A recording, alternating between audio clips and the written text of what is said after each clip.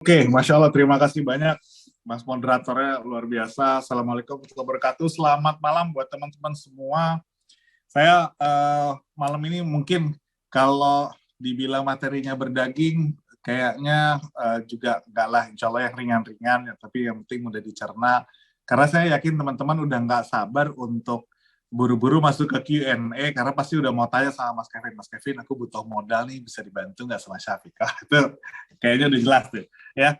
Mungkin sebelum saya mulai materi pemaparan saya, insya Allah nggak lama, saya mau memulai dengan pertanyaan gini sama teman-teman semua.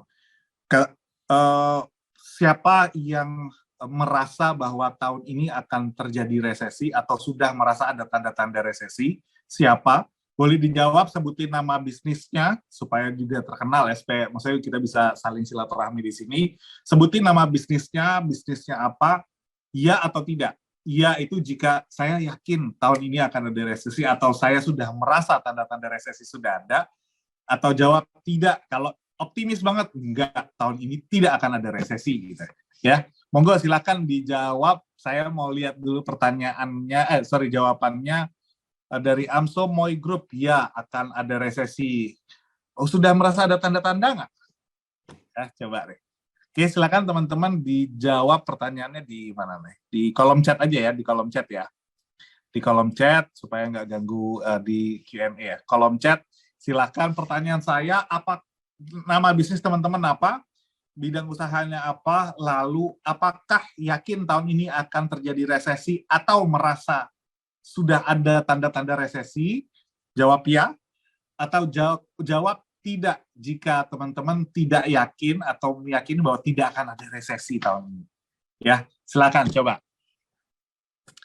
Wah, ini kalau udah Kocha Farm, peternakan ayam kampung dan ayam olahan. Nah, nih, yang bisnisnya peternakan ayam bilang enggak ada. Oke, Muamalat, microfinance, enggak. Jualan F&B sate Padang. Halo Mas Ilham, kira-kira ada resesi enggak kalau yang bisnisnya sate Padang ya? Wendy di Korsis Integrasi Internasional. Saya bisnis IT, merasa sudah daya beli menurun. Terus Fox ID, minuman berkarbonasi, tidak yakin ada resesi. Bisnis kuliner, tidak ada resesi. Nah, wah seru banget. Dari jawaban ini mudah-mudahan teman-teman bisa dapat insight lah. Ya, dapat insight, bisa silaturahmi, bisa kenalan, bisa menambah motivasi gitu. Oh iya, ternyata kalau bidang saya ada yang sama nih di sini. Iya, benar ada tanda-tanda resesi. Ada atau mungkin bisnis yang lain merasa bahwa enggak lah, enggak mungkin ada resesi gitu ya. Ada dari Pak Ahmad, distributor Alkes dan apotik. Wah, kalau kesehatan sih insya Allah enggak. Lalu, Salam Project ID, Custom Furniture dari Jepara. Halo Jepara, wah senang banget saya dengernya nih, Custom Furniture Jepara. Alhamdulillah awal tahun baik, semoga sampai akhir tahun bagus. Lalu ada, wah ini ke sembako tidak, tapi daya beli kurang. Saya bisnis kopi luwak dan non luwak. Owner, oke. Kondisinya gimana Pak? Tidak ada resesi. Kayaknya rata-rata yakin nggak ada resesi, jadi kita nggak usah bahas resesi lah. Kita langsung bahas permodalan aja nih harusnya. Oke, saya sambil mulai, teman-teman yang belum jawab boleh nanti sambil menjawab pertanyaan saya tadi. Saya izin share screen. Mudah-mudahan layar saya sudah bisa dilihat. Oke, ya. Oke, ini kelihatan ya layar saya, insya Allah ya. Macroeconomy and Fundamental Business Strategy. Jadi malam ini saya akan ya bahas yang ringan-ringan sebelum nanti mikirin scale up-nya mau gimana ya tahun ini. Tahun ini kan digadang-gadang resesi. Gitu. Oke, so pertanyaan berikutnya adalah apakah kalau resesi ada, apakah kita benar-benar siap? Ya, apa yang ditakutkan dari resesi? Coba kita lihat dulu nih, ada beberapa liputan. Di bulan-bulan mungkin ini di bulan 10 gitu ya, atau di pertengahan atau di Q3 2022, kita dibanjiri sama begitu banyak informasi, akan ada resesi ekonomi global yang menghantui. Ini berbagai catatan ini ada liputan 6 prediksi perekonomian, 60 negara bakal ambruk. Waduh, ngeri banget kalau baca beritanya ya. Dampak ke Indonesia, Nih, ketidakpastian terutama di sektor pangan, energi, hingga akan berdampak pada kondisi ekonomi di dalam negeri. Terlihat dari kenaikan harga sejumlah komoditas pangan, beban anggaran pendapatan belanja negara melonjak. Oke. Lalu di iNews ID juga sama, resiko yang menghantui ekonomi di dunia 2023. Ada peringatan IMF, antisipasi Indonesia hadapi resesi global. Nah, ini juga beberapa catatan bahwa pertumbuhan ekonomi global pada tahun 2023 ini, prediksi IMF ya, akan terpangkas 0,2%. Artinya akan ada perlambatan dan 31 negara di dunia bakal jatuh ke lubang resesi. Bu Sri Mulyani di Kontan tahun 2022 juga bilang, sepertiga negara di dunia akan mengalami tekanan ekonomi dalam 4-6 bulan. 4-6 bulan itu estimasinya memang di Q1 mulai Q2 mulai Q3 gitu. Peak Q2 Q3. Sekarang kita masih di Q1 ya, Januari, Februari, Maret. Oke, kita lihat lagi next. So, apakah Indonesia bakal benar-benar menghadapi resesi? Teman-teman bisa menjawab pertanyaan ini dari kolom chat yang tadi ya. Kolom chatnya Masya Allah ramai banget, jadi kita bisa lihatlah kondisi teman-teman, bidang usahanya apa, bagaimana respon teman-teman terhadap situasi yang ada sekarang. Oke, lalu di akhir banget di 2022, beritanya udah mulai beda lagi, bahwa nggak kok, kita optimis bahwa Indonesia nih nggak bakal kena resesi. Ya, ini kita lihat beritanya, pertumbuhan ekonomi Indonesia triwulan 3. Ya, Q3 tahun 2002 tuh tumbuh 5,72%. Jadi oke banget. Lalu kita punya asumsi bahwa pertumbuhan ekonomi Indonesia di tahun 2023 akan ada di angka 5,3%. Oke, ini beberapa catatan bahwa kita terus mengalami surplus neraca perdagangan, ya, di berbagai sektor masih oke. Ini neraca perdagangan Indonesia, ya, 2018, 2019 terkoreksi, 2020, 2021, 2022 juga masih oke, ya. Bahkan di bulan Oktober itu surplus tuh sampai 30 kali. Beruntun tuh oke ya. Jadi di 30 bulan berturut-turut itu sebenarnya surplus terakhir ya. So, resesi sebenarnya apa sih yang paling ditakutkan dari resesi? Saya mau tanya sama teman-teman yang kira-kira tadi jawabannya, Mas, iya, ini kita yakin bahwa ini akan terjadi resesi. Terus kalau ada resesi, apa sih yang dikhawatirkan dari resesi? Oh, ini Mas Darmawan, Dwiki. Bismillah aja, husnudzon billah. Kalau MKM optimis gak akan ada resesi. Masya Allah. Muhammad Faluzi, tidak perlu ditakuti karena rezeki milik Allah. Ya, betul banget, rezeki milik Allah. Terus Zatuni Berkah, semakin meningkat jasa pembuatan company profile, media iklan, peralatan komputer, laptop, dan alat cetak. Oh, laptop dan alat cetak kurang. Resesi sama dengan penjualan menurun. Tadi sebagian dari teman-teman yang sharing di kolom chat ini bilang ini, daya beli menurun. Ya, itu salah satu dampak yang nyata banget dari resesi. Ini layar saya masih share screen ya. Oke, lalu kalau kita udah ngomongin bahwa resesi, sorry, saya mundur lagi dikit deh. Apakah jika resesi itu terjadi tahun ini, apakah ini akan jadi resesi pertama yang akan kita hadapi? Atau dunia ini sudah menghadapi resesi berkali-kali? Ya, apakah resesi yang akan kita hadapi akan lebih berat dari momen-momen ketika kita melakukan apa ya istilahnya tuh PPKM ya pengetatan pergerakan waktu itu, ya pembatasan pergerakan itu kan kayaknya semua mandek, semua berhenti, mobil nggak ada yang gerak, orang nggak ada yang makan di luar, toko-toko mall harus tutup. Kalau terjadi resesi apakah akan separah itu apa enggak? Kayaknya kebanyakan kita bakal bilang enggak lah, insya Allah kalaupun ada resesi, insya Allah tidak segitu menakutkan karena kita udah ngelewatin masa-masa yang cukup menantang ketika awal-awal pandemi melanda dunia. Ya, oke, resesi di dunia itu akan terus terjadi. Dan kalau kita lihat sejarahnya, resesi satu ke resesi berikutnya jaraknya akan semakin dekat. akan semakin dekat. Kita resesi 97, lalu 2008, lalu 2019, 2020, 2020, lalu baru pandemi baru mulai agak selesai, datang lagi ada resesi global. Dan kenapa ini sebenarnya bisa terjadi? Oke, saya skip dulu. Nah, saya cerita sedikit. Resesi ini yang terjadi, yang digadang-gadang ya ketika kita banyak mendengar itu di tahun 2022, bahwa yang menyebabkan resesi ini adalah sebenarnya ada dua hal besar. Ada banyak tapi ada dua hal besar dari apa yang saya pelajari. Satu, pembatasan pergerakan selama pandemi, itu membuat ekonomi itu jadi nggak produktif.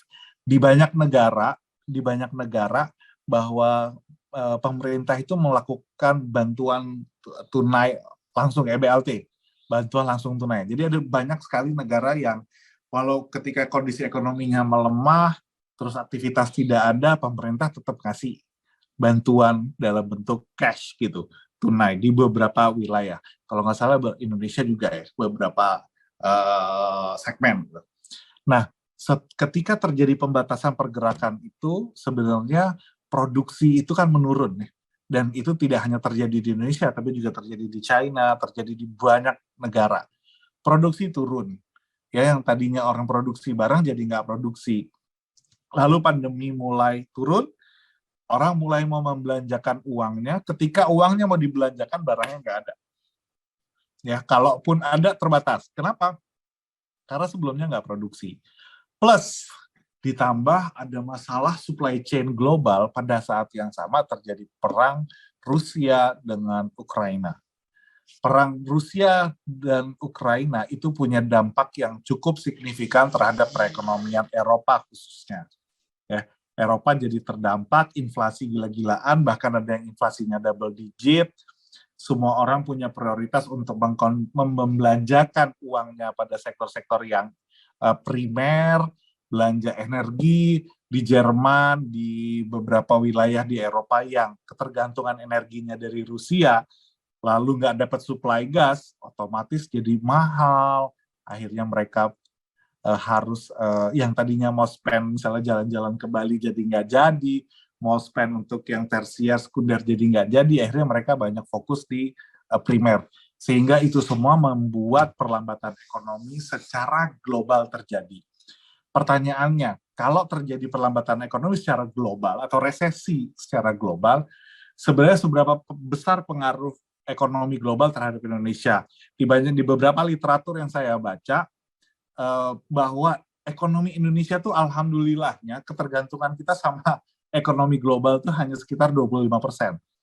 Jadi dengan kepadatan penduduk yang Masya Allah kita punya, potensi ekonomi yang luar biasa besar, sektor real kita bergerak luar biasa dahsyat, itu membawa keberkahan tersendiri, sehingga kita tetap punya sendi-sendi ekonomi yang cukup kuat, sehingga walaupun terjadi resesi di luar, tapi dampaknya tidak cukup signifikan. Mungkin pertanyaan saya tadi yang dijawab sama teman-teman di kolom chat itu bisa memberi potret sedikit lah ya, mengenai apa yang terjadi di ekonomi Indonesia. Jadi ada segmen yang benar-benar sebenarnya ya kayak gak ada apa-apa aja. Tapi ada beberapa segmen, beberapa bisnis, beberapa industri yang mungkin merasakan bahwa ada perlambatan, ada penurunan daya beli karena tadi ya behavior beberapa sektor itu untuk membelanjakan uangnya berubah karena adanya perlambatan ekonomi. Oke.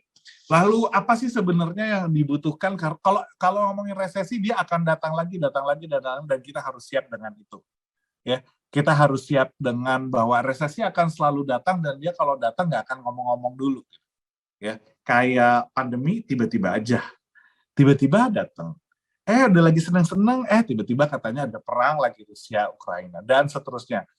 Lalu apa yang akan membuat bisnis kita sustain, membuat bisnis kita kuat? Saya punya waktu berapa menit ya, nanti takutnya kebablasan. Pak moderator, boleh nanti saya diingetin ya kalau kelamaan. Yep. Apa yang akan membuat bisnis kita survive dan mampu bertahan di setiap kondisi adalah sebenarnya sebelum kita ngomongin uang, sebelum kita ngomongin strategi, sebelum kita ngomongin market, saya selalu believe bahwa di bisnis itu saya percaya dengan prinsip people before strategy. Jadi yang paling penting itu sebenarnya adalah orang-orang kita, tim kita itu lebih penting untuk dikuatkan sebelum kita ngomongin yang lain. Gak ada gunanya punya uang banyak, gak ada gunanya kita punya strategi yang bagus, tapi kalau misalnya kita nggak punya tim yang solid, yang punya kemampuan beradaptasi dengan cepat, itu rasanya nggak akan ada gunanya. Ya, sehingga saya bilang di sini adalah successful business is not because of you but your team. Jadi kita butuh leadership. Nah, kita lihat deh, ini adalah dampak resesi. Teman-teman yang mungkin kelahiran 80-an lah, mungkin 80 90-an yang mungkin ngerasain atau pernah beli bembeng di era-era awal 2000-an. Gak tahu kalau Mas Kevin nih pernah tahu ya. Bembeng pertama kali lah awal-awal keluar gitu ya, ukurannya tuh size-nya gede. Size-nya besar, cukup signifikan lah ukurannya. Lalu seiring waktu berjalan, lalu ada perlambatan ekonomi lah, ada mungkin ya tidak disebut resesi tapi menyesuaikan dengan market, cost produksinya mungkin makin mahal, akhirnya size-nya makin kecil. Ya, kita lihat. Lalu, ketika kita lihat, kelas menengah Indonesia itu tumbuh luar biasa, ada market yang mungkin daya belinya meningkat, lalu bembeng datang lagi dengan yang namanya Max gitu. Bembeng Max, ukurannya gede, seakan-akan besar. Sebenarnya kalau yang inget banget bembeng awal-awal keluar, ya mirip-mirip lah sama ukuran Max ini. Tapi bukan masalah besar kecilnya, tapi kita lihat bagaimana mereka beradaptasi dari waktu ke waktu. Bisa jadi nanti mereka kayak gini, bembeng itu balik lagi ukurannya. Tapi ini adalah proses bagaimana sebuah produk, bagaimana sebuah perusahaan punya effort untuk terus beradaptasi, menyesuaikan diri dengan kondisi market. Jadi adaptasi adalah kunci. Ya, nggak ada resesi. Jadi saya nggak bilang bahwa ini mau ada resesi jadi harus ready. Enggak. Saya termasuk yang percaya bahwa dampak resesi global untuk Indonesia itu akan tidak terlalu signifikan kecuali yang berbasis bisnisnya berbasis ekspor.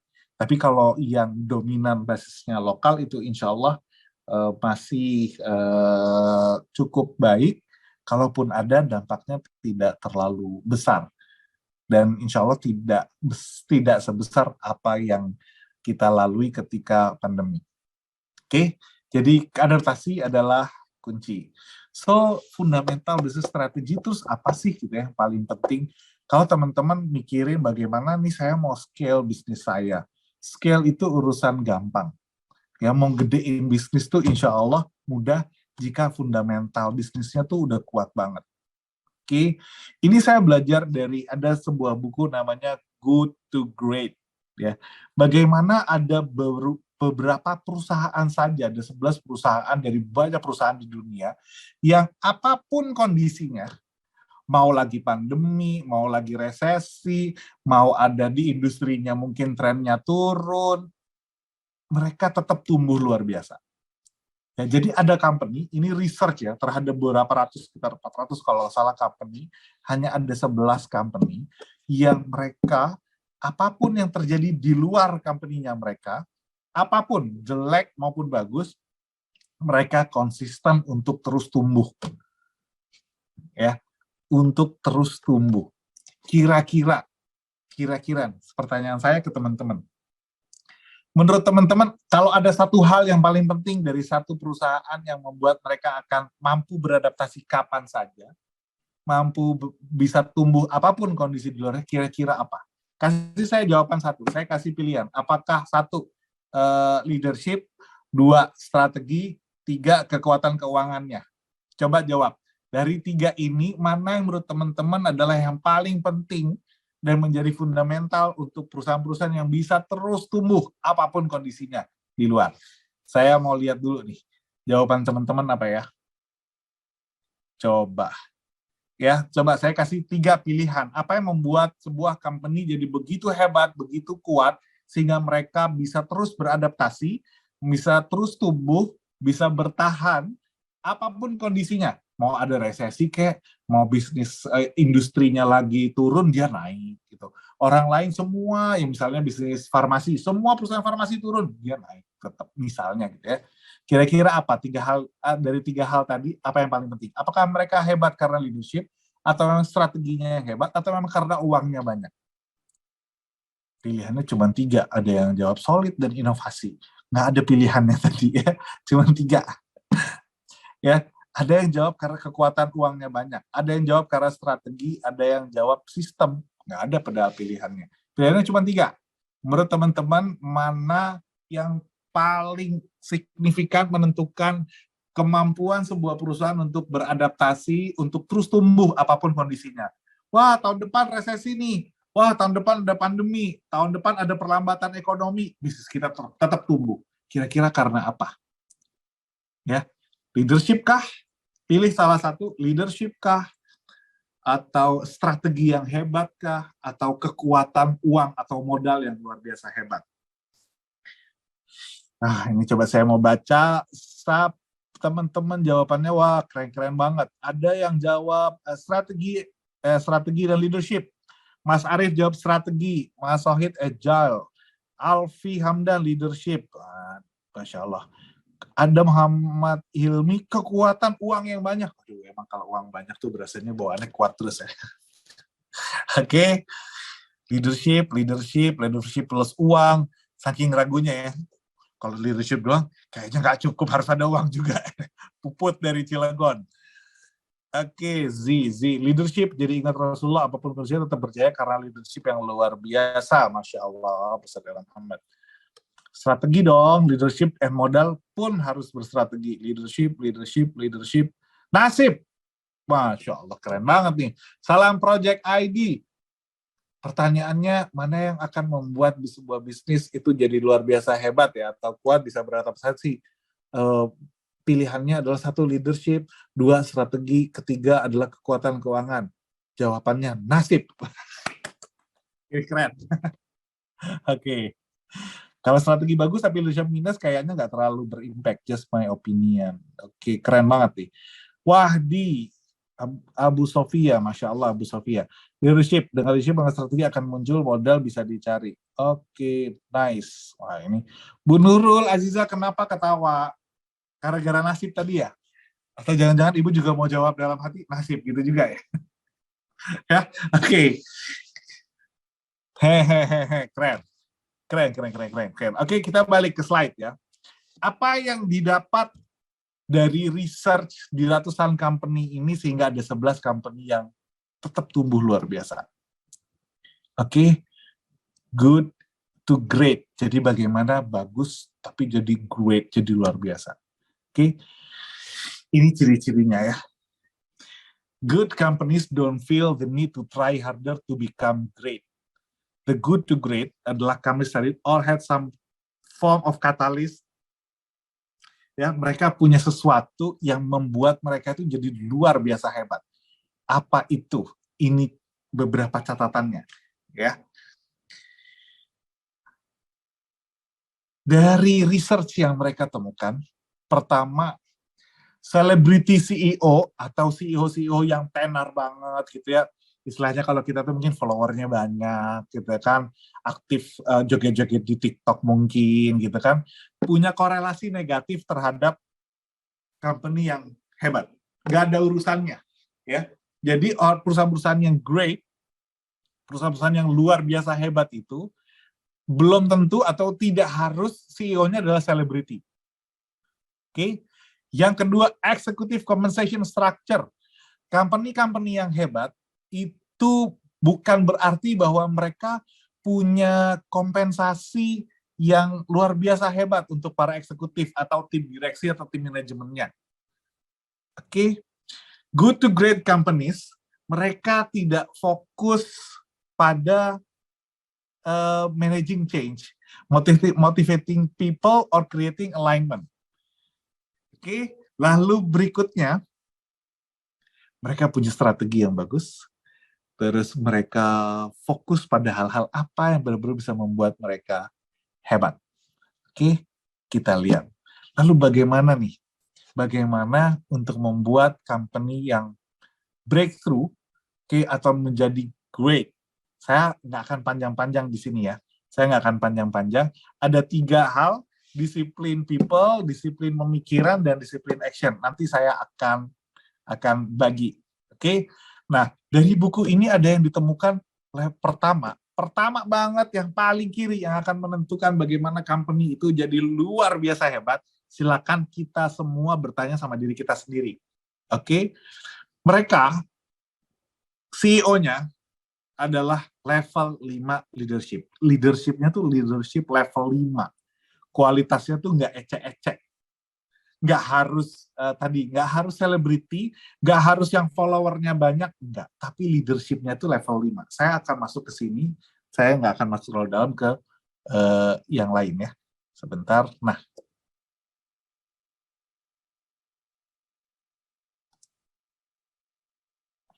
sorry, sebentar. Oke, saya mau bilang ini. Jadi, mereka yang ada di leadership level 5 adalah bukan para CEO, bukan para manajer, bukan para pimpinan yang begitu datang ke kantor, begitu datang ke perusahaan, mereka cuma datang, "Hey, Budi, selamat pagi, gimana targetnya? Halo, gimana nih penjualan? Ah, kok nggak nyampe target sih?" Yang diomongin cuma itu. Jadi nggak ada humanity-nya tuh nggak ada.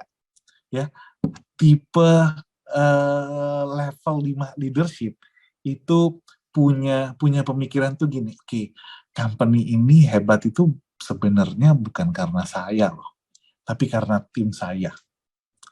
Kenapa company-nya kok bisa keren banget ya? Oh, itu bukan karena gue, ini karena tim gue.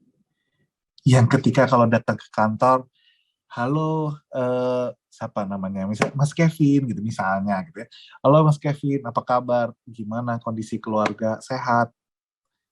Oke, gimana pekerjaan kamu, semuanya lancar? Ada nggak yang bisa saya bantu sehingga bisa menyelesaikan masalah kamu di kerjaan?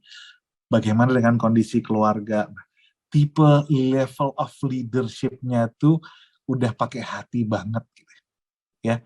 Mereka menganggap bahwa tim mereka adalah benar-benar aset paling utama. Jadi nggak cuma jargon, oke, aset kita yang paling utama adalah orang. Tapi datang-datang yang ditanyain cuma target. Oke, jadi mereka akan selalu, kalau ada masalah, nih lihat ya, nomor 3, takes the blame for poor result. Kalau ada masalah, ada sesuatu yang nggak berjalan di company, mereka akan bilang ini salah gue. Tapi kalau bagus, ini karena tim gue yang bagus. Oke, oke. Nah, itu give credits to other for the success of the company. Wah, company ini alhamdulillah jalan karena saya punya tim yang luar biasa hebat. Kira-kira style level 5 leadership tuh seperti itu. Saya akan skip dulu beberapa hal. Saya akan masuk ke poin. Jadi satu itu ya. Jadi apa yang membuat great company 11 dari sekian ratus itu mereka jadi luar biasa adalah satu leadership. Leadership itu akan menentukan bagaimana organisasi kita akan berjalan. Oke, kalau leadershipnya insya Allah bagus, maka semua teman-teman di satu company, di satu organisasi, they can create or choose their own strategy to achieve their goal. Strateginya nggak harus top down. Kalau tim kita hebat, kalau kita memberikan space yang luar biasa, style leadership-nya bagus, maka strategi itu akan datang di berbagai layer. Oke, kalau strateginya oke, maka otomatis insya Allah secara performance keuangan juga akan menghasilkan. Ya, itu hasil dari research di buku Good to Great. Nanti silakan aja dibeli bukunya karena bukunya bagus banget. Nah, ada satu lagi yang saya sering banget nih, saya suka banget nyampein ini di berbagai forum sharing. Unique value proposition. Saya mau tanya sama teman-teman yang ada di sini, kalau bapak-bapak atau ibu-ibu yang ada di Zoom malam ini ditanya, Pak, Bu, apa bedanya produk Bapak, apa bedanya layanan Bapak dan Ibu dibanding dengan kompetitor? Kira-kira mau jawab apa? Coba saya mau dengar. Sebelum saya lanjutin, saya mau dengar. Kalau ada pelanggan, terus tanya, Pak, Bu, apa bedanya sih produk Bapak atau layanan Bapak sama kompetitor yang lain? Ada nggak yang bisa menjelaskan? Uniknya, iya, apanya? Bagaimana menjelaskan perbedaan perbedaan produk kita atau layanan kita dibanding dengan kompetitor? Bisa nggak menceritakan dan bagaimana kalau ini kita bisa jelas, bisa ngejelasin dengan baik, kita bisa jelasin ini ke tim kita juga bisa jelasin dengan gampang ke pelanggan. Punya value lebih, bergaransi. Apakah kompetitor nggak punya garansi? Bu Nur Haryadi, cepat dan ramah. Apakah kompetitor tidak cepat dan ramah? Joseph Kusmarto, menjadi solusi buat customer. Harus. Tapi apa yang berbeda dengan customer? Kompetitor. Better, cheaper, faster. Wow, it feels like heaven, Pak. Semuanya dapat nih, better, cheaper, faster. Keren banget. Benefit. Oke. Produknya jadi solusi. Oke. Terus kedekatan hati dengan langsung. Iya. Oke. Saya kasih tools. Fast respon. Kualitas produk unik. Oke. Saya kasih PR setelah ini. Kita exercise bareng-bareng ya. Kita exercise bareng-bareng. Nanti dilihat di slide ini masalahnya Pak, kita kadang belum tahu, aduh saya suka banget nih, Nur Giantoro, ini kalau jujur gini nih, insya Allah dapat ilmunya cepat. Ini masalahnya Pak, kita kadang belum tahu. Wah keren, Pak nanti kita belajar bareng-bareng ya. Triana, kami lebih mengutamakan aspek A, sedangkan kompetitor aspek B, di mana A lebih berdampak positif. Nice, benefit lebih dari harga, melayani dengan sepenuh hati. Oh, Lia di Bandung. Oke, Suci. Belum tahu jawabannya, Coach. Nice. Kita back to the slide. Ya. Banyak, ini saya sering banget ketemu dengan pengusaha yang ketika disuruh jelasin, oke Pak, Bapak bedanya apa sih sama kompetitor? They don't even can describe, gitu. Nggak bisa ngejelasin ini yang mana sih, gitu. Jadi saya share. Ya, saya share, saya skip dulu ya, beberapa tuh ini. Nah, kita bikin dulu ya.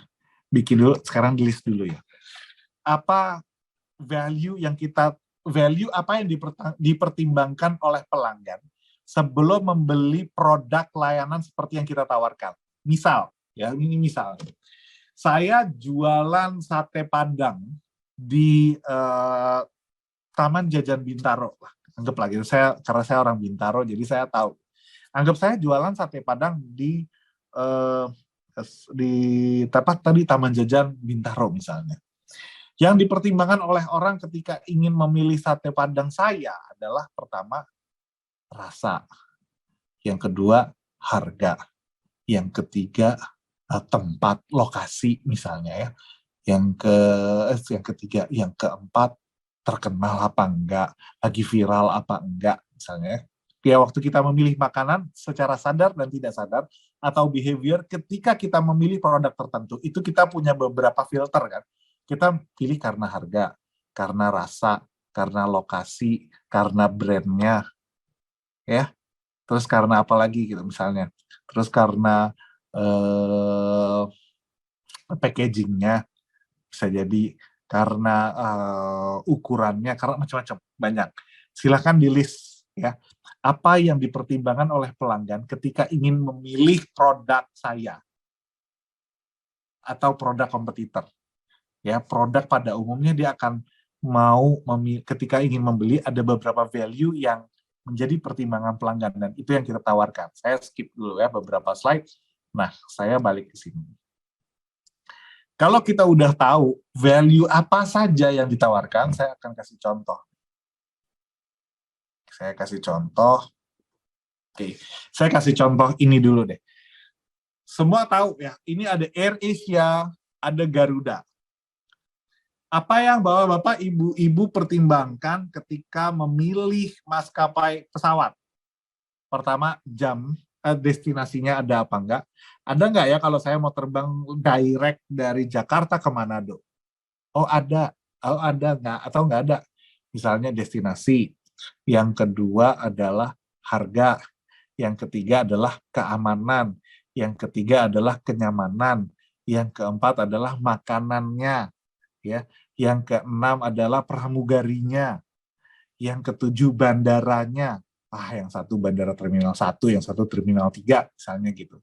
Dari 7 ini, ya kan, oke. Jadi kalau misalnya orang mau beli tiket pesawat, maka dia akan mempertimbangkan 7 poin ini. Kenapa ada orang memilih Garuda ketimbang AirAsia? Karena ada orang-orang yang ketika dia memilih pesawat, maka pertimbangan utama yang paling penting buat dia adalah kenyamanan. Tapi ada yang lain, gak penting nyaman, yang penting harga. Ada yang gitu. Ya kan? Yang penting harga deh, nggak apa-apa. Ketepatan waktu. Misal, ngapain saya beli tiket yang ini? Emang murah banget, tapi selalu delay. Akhirnya tiket plus makan, waktu nunggunya bisa lebih mahal. Oke? Jadi teman-teman nanti coba cek. Saya kasih contoh. Ini yang saya lakukan. Ini yang kami lakukan di Zahir. Ketika kami melakukan analisa, sebenarnya kami itu dibanding players yang lain di industri, kita punya winning zone-nya tuh di mana. Kita nggak bisa menang di semua. Garuda nggak bisa bilang, harga kita paling bagus, terminal kita paling bagus, layanan kita paling oke, kenyamanan kita nomor 1. Nggak bisa. Selalu ada bagian plus, ada yang dia nggak bisa. Kalau pelayanan bagus, ya pasti harganya murah. Mau makanan kita dapat makan, enak. Masa murah ya nggak bisa. Ada orang yang harus salah, Mas, yang penting murah, yang penting nyaman, ada yang penting on time, yang penting destinasinya direct. Semua orang bisa punya beda-beda. Ini case Zahir. Ini real ya, ini real. Ketika Zahir ingin launching Zahir HR, kita punya aplikasi payroll dan HR. Di market itu sudah ada begitu banyak player, ada absensi, ada Katapa, ada Gaji ID, ada Gajian, ada Mekari Talenta. Oke, lalu kita pelajari apa sebenarnya yang dipertimbangkan oleh pelanggan ketika ingin membeli sebuah produk HR software ya. Orang itu akan mempertimbangkan fitur, akan mempertimbangkan integrasi HR payroll dengan laporan keuangan, akan mempertimbangkan user friendly, seberapa mudah aplikasi ini dipakai, akan mempertimbangkan harga. Ada yang carinya, Mas, saya mau cari payroll. Ya, oke, butuhnya apa? Butuhnya murah. Ada yang gitu.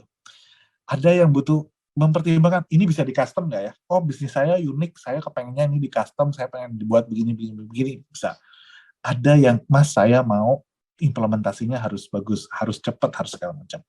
Lalu kita lihat, oke, kalau fitur kita dibanding kompetitor, kita kasih penilaian. Idealnya ini kita lakukan research ke market, ya, ke audiens, ke target market kita. Tapi kita bisa melakukan penilaian dulu secara subjektif, gitu ya. Paling nggak ini bisa melihat gitu, di mana kelebihan kekurangan kita. Fitur kita compare, fitur kita dibanding yang lain ternyata masih jauh. 1-10 kira-kira nilai kita, fitur kita tuh nilainya masih 6. Yang lain ada yang 7, ada yang 8, ada yang 9, ada yang 9,5. Oke. Integrasi dengan laporan keuangan, kita lihat aplikasi-aplikasi HR ini seberapa baik integrasi mereka dengan aplikasi keuangan atau dengan laporan keuangan. Wow, ternyata kita masih paling bagus nih. Oke, poin kita paling bagus, yang lain so-so. Kemudahan kita lihat, kita pelajari interface, experience, segala macam. Oke, kita yang paling mudah. Harga kita murah, tapi nggak murah banget. Masih ada yang lebih murah dari kita. Customisasi dan implementasi. Lalu kita lihat, oke, berarti winning zone kita tuh sebenarnya di mana sih? Coba di mana winning zone-nya Zahir HR? Kalau Bapak, Ibu butuh aplikasi HR yang lebih mengutamakan kemudahan penggunaan, yang kedua integrasi dengan laporan keuangan, maka kita winning zone-nya ada di 2 area ini. Bedanya apa sama kompetitor? Kita adalah produk HR dengan integrasi keuangan terbaik, dan kita adalah aplikasi HR yang paling mudah digunakan. Kenapa memang kalau paling mudah? Kalau paling mudah digunakan, maka benefit, kecepatan implementasi itu akan berpengaruh. Gitu ya Pak, ya udah deh. tapi harga kita nggak paling murah, nggak apa-apa deh, yang penting udah integrasi sama laporan keuangan ya, iya, ada yang gitu. So, kita tahu persis sebenarnya winning zone kita tuh ada di mana. Nah, teman-teman nanti coba exercise setelah ini, sebelah kiri ini brand kita, produk kita, sama produk kompetitor gitu ya. Produk kompetitor, lalu variabel apa saja yang dipertimbangkan oleh pelanggan, ya, layanan kah, gengsi, ada yang beli barang karena gengsi kan udah ya. Ada macam-macam apa yang dipertimbangkan, lalu coba nilai. Kira-kira produk kita versus kompetitor itu winning zone-nya di mana. Kalau sudah tahu ini, apa gunanya Mas? Lalu apa hubungannya sama urusan scale up bisnis? Banyak yang ketika bilang mau scale up, dia nggak tahu uangnya mau diinvest untuk apa, butuhnya berapa, dan mereka mau ngapain dengan uangnya. Semua pengen besar. Siapa di sini yang nggak kepengen besar? Nggak ada. Kalau ditanya siapa yang nggak mau scale up? Nggak mungkin. Semua pengusaha pasti mau scale up. Semua pengusaha mau bisnisnya naik. Tapi pertanyaannya adalah, gimana cara scale up-nya? Kalau dalam konteks ini, di konteks ini saya simulasi Zahir, saya bisa lihat, oke, kalau kita invest, di mana ya, kita harus perbaiki produk kita tuh di mana. Kita cek, oh, kalau berapa banyak customer kita yang tidak jadi atau tidak bisa menggunakan produk kita karena lemahnya fitur. Fitur kita nilainya cuma 6. Oh mas, 50% customer kita nggak jadi beli gara-gara fitur. Then, saya akan hitung berapa investment yang akan saya butuhkan untuk memperbaiki supaya fitur saya yang tadinya nilainya 6 naik palingnya jadi angka 8 atau 9. Atau mas, enggak. Customer kita, 80% customer kita itu beli karena laporan keuangan dan user friendly. Saya mikir dong, user friendly, tapi tipis-tipis nih bedanya sama kompetitor. Kalau saya invest, saya perbaiki lagi user friendly aplikasi saya dibanding kompetitor sehingga jaraknya semakin jauh, apakah akan mempengaruhi penjualan atau mempengaruhi keyakinan pelanggan ketika memilih produk saya apa enggak? Oke, jadi ini titipan saya nih malam ini buat teman-teman, tolong banget bikin ya value matrix gap, buat siapa saja kompetitornya tulis, value atau yang ditawarkan value-nya apa. Ini kan value proposition yang kita tawarkan fitur, integrasi dengan laporan keuangan, surveillance, teman-teman bisa macam-macam. Mungkin rasa, mungkin lokasi, mungkin keramahan, mungkin service, mungkin apa saja, lihat, tapi bandingkan nanti dengan kompetitor. Nanti kita bisa lihat di mana kita lalu in case kita berpikir bahwa oke, resesi, kita mau scale up nih, kita harus scale up di mana? Jangan berpikir bahwa saya harus scale up semua. Ingat, Garuda aja masih kalah sama AirAsia. Garuda aja kalah sama Lion. Siapa di sini yang nggak suka banget sama Lion, sama terminalnya? Maaf nih, nggak ada orang Lion yang menang. Ya, terminalnya sumpek kayak Masya Allah gitu ya, ramenya luar biasa, terus kadang-kadang was-was gitu antara ini benar-benar bisa on time apa enggak gitu. Tapi tetap rame. Udah dibilangin kalau mau on time mana Garuda, kalau terminalnya enak mana Garuda. Enggak tuh, tetap aja Lion Air. Ramenya luar biasa. Kenapa? Karena dia tahu saya invest segalanya untuk membuat tiket saya jadi murah. Gimana caranya? Terminalnya yang biasa-biasa aja. Ya, pramugari nggak usah pengalaman-pengalaman banget lah, nggak usah di-training terlalu, nggak bisa duit. Nanti mahal jadi harga tiketnya. Makan, udah nggak usah. Kalau naik Lion kita nggak usah nyediain makan, mahal. Kita cari penerbangan jarak-jarak pendek aja. Kalau penerbangannya agak jarak jauh, kalau mau ada makanan, bayar aja. That's strategy. Strategi datangnya dari memahami value apa yang kita tawarin, lalu menentukan di mana winning zone kita. Di area mana sebenarnya kita punya kekuatan, di area mana yang kita punya kelemahan. Oke, nggak semuanya harus bagus, tapi kita harus tahu winning zone. Winning zone artinya area di mana memang kita bisa memenangkan kompetisi dibanding kompetitor di market segmen tertentu. Oke, nah kurang lebih nanti kayak gini nih ya. Produk atau service atau ini variabel value apa saja yang di bawah itu diisi, sebelah kiri produk kita, lalu kompetitor apa saja, lalu buat nilainya nanti bisa lihat. Oke, kira-kira begitu dari saya, supaya nggak berpanjang-panjang. Mohon maaf saya nggak bisa bahas detail. Kalau bahas detail nanti kita bisa selesai jam 12 malam. Akhirnya kita nggak bisa minta modal nanti sama Mas Kevin. Oke, terima kasih banyak. Jazakallah khair. Kita masuk nanti ke sesi Q&A. Kalau ada yang punya pertanyaan, monggo nanti kita bisa diskusi. Saya kembalikan ke Bapak Moderator. Buat Pak Muhammad Ismail, ini ada pertanyaan dari Puput Cilegon. Cara bikin matrix gap, menentukan penilaian angkanya seperti apa, Pak? Oke, pertama sebenarnya matrix itu dibuat dengan cara kita itu melakukan survei ke pelanggan. Jadi gini, misalnya kita ingin tahu bahwa 1 sampai 10 ya, seberapa puasnya pelanggan kita, atau kalau istilahnya bahasa Inggris itu value for money. Apakah mereka menganggap harga kita itu sesuai dengan value yang mereka terima? Ya, misalnya saya jualan bakso saya harganya 40.000. Apakah harga bakso saya itu sesuai dengan kepuasan yang Anda terima 1 sampai 10? Misalnya dia bilang enggak, 3. Itu artinya harga baksonya terlalu mahal untuk benefit yang dia dapat.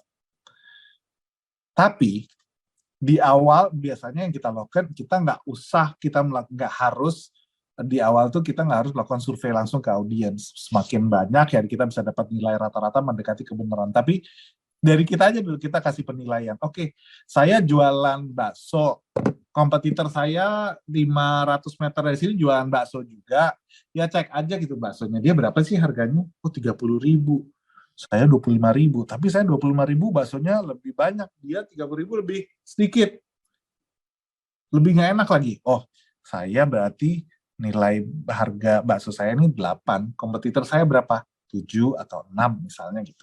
Gitu aja, nggak susah-susah. Nanti mudah-mudahan mungkin tim Zahir bisa kasih template atau link ya, jadi teman-teman bisa bikin otomatis tuh value gap-nya.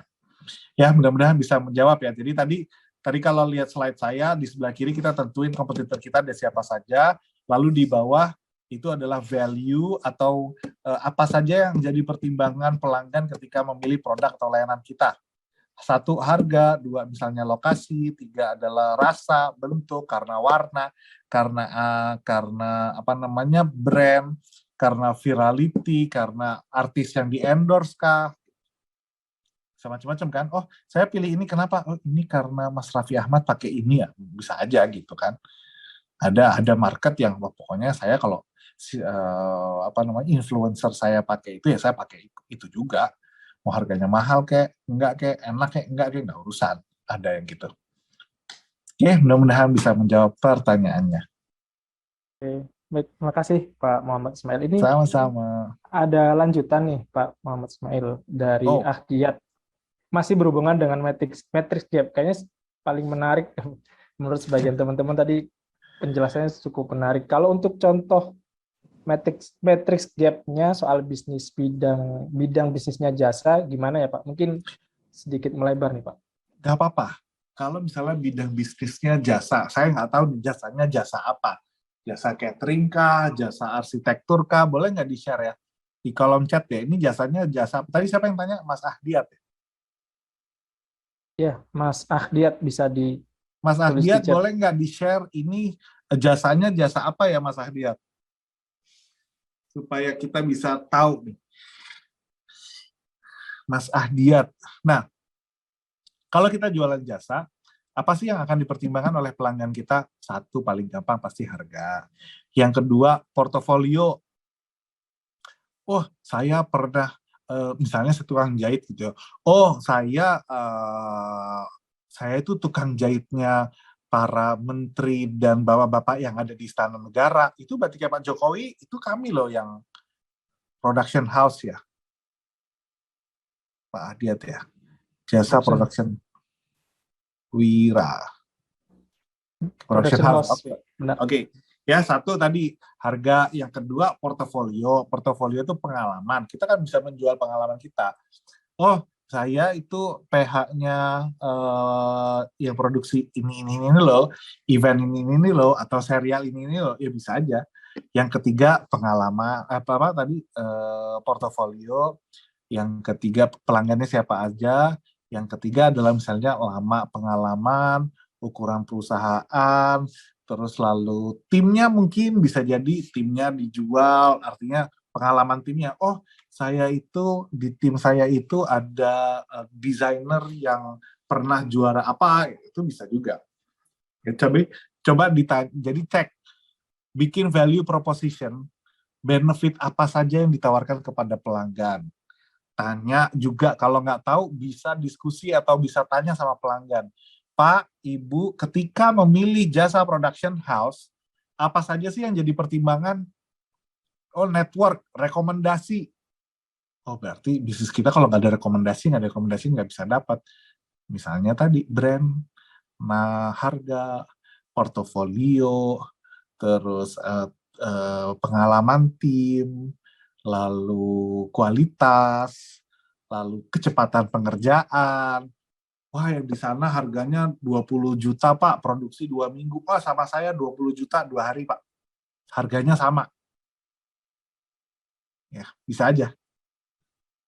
Oke, silakan Pak Hadiat. Jadi mungkin bisa dicek lagi variabel apa saja yang ditawarkan, value proposition apa saja yang ditawarkan kepada pelanggan, lalu nanti bandingkan dengan kompetitor. Ya, jadi sama aja sih, mau produk, mau jasa, kurang lebih sama. Nah, ini ada pertanyaan cukup menarik, mungkin untuk Pak Muhammad Ismail.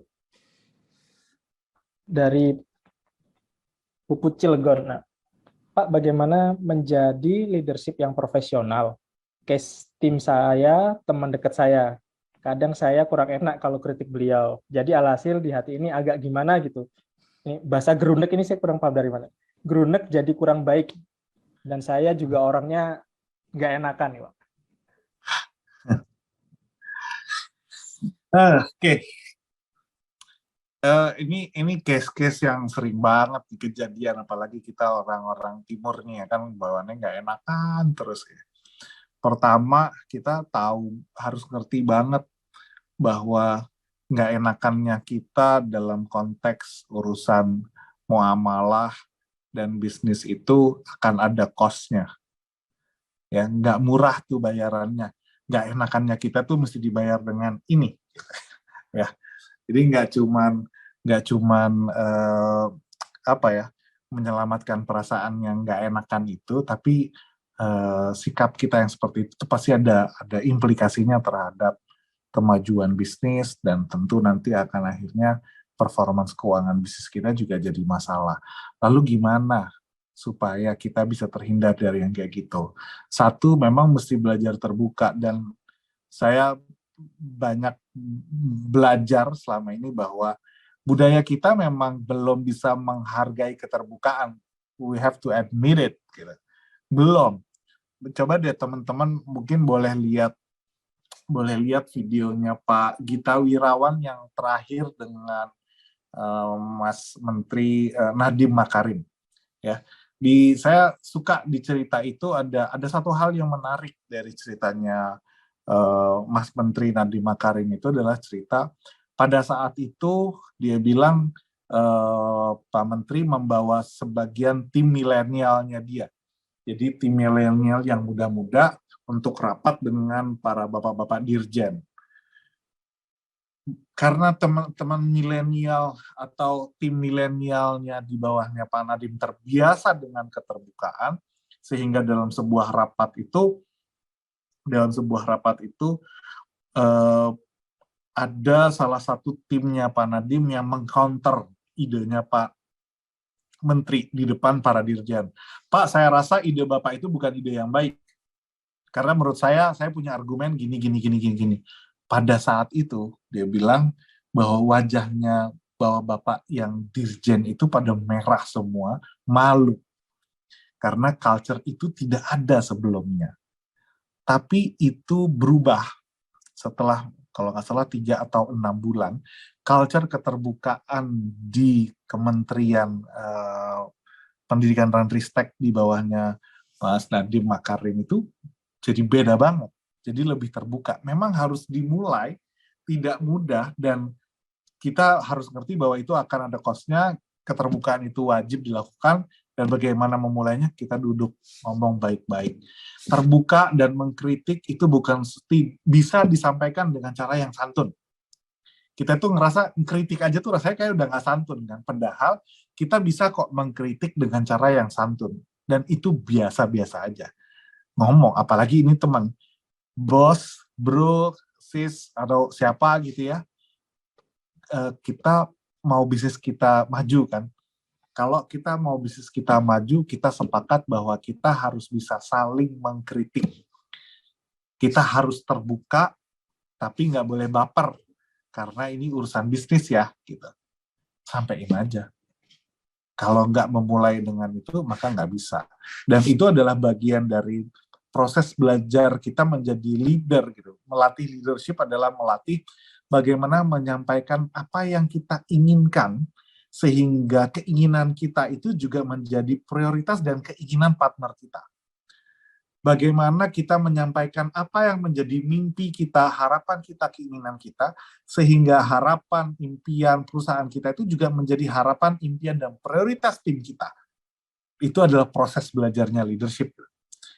Caranya ya tadi, dia disampaikan dengan terbuka, disampaikan dengan santun. Nggak mungkin sekali selesai, proses itu perlu dibangun 2 kali, 3 kali, dan terus menerus. Yang penting tahu bahwa disampaikan dengan satu dan sepakat untuk nggak boleh baper ya kalau sama partner bisnis.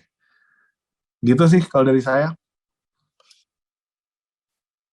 Terima kasih Pak Muhammad Ismail. Mungkin ini satu pertanyaan terakhir untuk sesi kita pada kali ini, dan mungkin bisa dijawab masing-masing dari sisi Mas Kev, bagaimana, kan ada menyebutkan permodalan dan ada kepercayaan diri. Jadi ini pertanyaan dari Nur Haryadi, gimana membangun kepercayaan diri dan tetap semangat dan yakin dengan modal yang semakin menipis dan kompetitor semakin banyak. Mungkin awal saya persilahkan Pak Muhammad Ismail terlebih dahulu. Oke, membangun kepercayaan diri dan tetap semangat dan yakin dengan modal yang semakin menipis dan kompetitor semakin banyak. Saya jawab dengan mungkin teknis, non-teknis. Ini Pak, kompetitor kita itu ada di era di mana semuanya akan semakin serba cepat. Termasuk adalah lahirnya kompetitor kita. Akan lahir lebih cepat daripada apa yang kita bisa bayangkan. Ya, jadi nggak mungkin bisnis kita tidak punya kompetitor. Semua relatively akan menjadi seperti komoditi dan semua akan easy to copy. Bapak harus masuk ke hal-hal yang tidak mudah di copy. Ya, ada value, ada semangat, ada brand, ada cari, mesti dicari. Jadi kita perlu punya value yang itu tidak mudah di copy. Ya, leadership itu nggak mudah di copy loh, nggak gampang. Itu dari sisi yang mungkin menurut saya teknis. Jadi kalau kompetitor Bapak nggak bisa menghindar. Tapi yang membuat kita yakin bahwa kita punya kelebihan yang tidak bisa di-copy, dan kita harus maintain itu, kita tahu winning zone kita, yang tadi ya, yang value gap, kita harus tahu banget winning zone kita di mana, sehingga kita nggak perlu pusing, orang lain ada duitnya atau enggak, duitnya mereka makin banyak, duit kita makin nipis, itu bukan hal yang terlalu penting untuk dipikirkan. Yang paling penting dipikirkan adalah winning zone kita ada di mana. Jangan-jangan winning zone kita itu gapnya gede banget dibanding kompetisi, sehingga itu juga mungkin nggak butuh duit terlalu banyak. Itu satu. Yang kedua, dari sisi non-teknis, satu, saya masih belajar selalu berbicara sama diri sendiri terus-menerus. Saya juga sering menyampaikan ini sama teman-teman bahwa rezeki kita sudah tertulis, ikhtiar kita itu tidak punya korelasi langsung dengan hasil. Wajib ikhtiar. Ya, ikhtiarnya wajib menjadi sebab datangnya rezeki, tapi belum tentu punya korelasi langsung dengan hasil. Ada orang effortnya A, dapatnya A pangkat 2. Ada orang effortnya A, dia rezekinya A pangkat 10. Dan kita nggak perlu pusing kalau dia A pangkat 10, kita dapat A pangkat 2. Oke, kita fokus dengan apa yang ada di depan kita. Ya, lalu yang berikutnya adalah berprasangka baik kepada Allah gitu.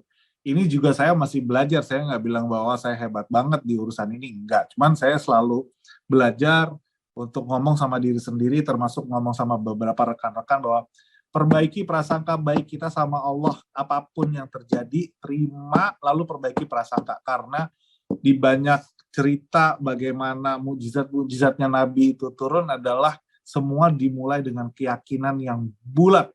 Nggak boleh kotak, nggak boleh segitiga, nggak boleh pempeng dikit, nggak boleh. Keyakinannya harus bulat, prasangka baiknya harus bulat kepada Allah, dan itu jadi pintu pertama pertolongan Allah itu akan selalu datang. Nggak boleh ragu. Ya, cuman kita kan manusia lemah ya Pak, ada aja tuh ya kan, setan tuh terus menerus gitu. Tapi ya itu paling yang bisa saya sampaikan dan selalu saya berusaha lakukan untuk berprasangka baik. Oh alhamdulillah. Mungkin kita nggak harus selalu sama dengan orang lain. Kenapa? Karena kita tidak sedang berkompetisi dengan siapapun. Kita berkompetisi sama diri kita sendiri. Kita berkompetisi dengan tim kita yang ada di internal kita berkompetisi dengan mimpi kita. Ada perusahaan yang mimpinya 1 triliun, Pak. Mimpinya 1 triliun, omsetnya 10 miliar, pusingnya nggak karu-karuan, Pak.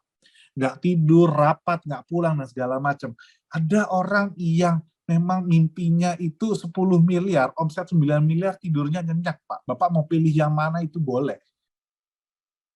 Ya, saya mau bilang gitu karena apa? Untuk meyakinkan bahwa kita tidak sedang berkompetisi dengan siapapun sebenarnya di luar. Kita sedang berkompetisi dengan kita sendiri. Itu aja dari saya, mudah-mudahan bisa menambah keyakinan Bapak. Walaupun modalnya naik turun, tenang aja Pak. Ya, udah banyak kisah bahwa yang kecil bisa mengalahkan yang besar, yang kelihatannya lemah bisa mengalahkan yang kuat, yang uangnya sedikit bisa mengalahkan uangnya banyak, yang uangnya banyak juga belum tentu kelihatan bahagia, yang uangnya banyak juga pusing.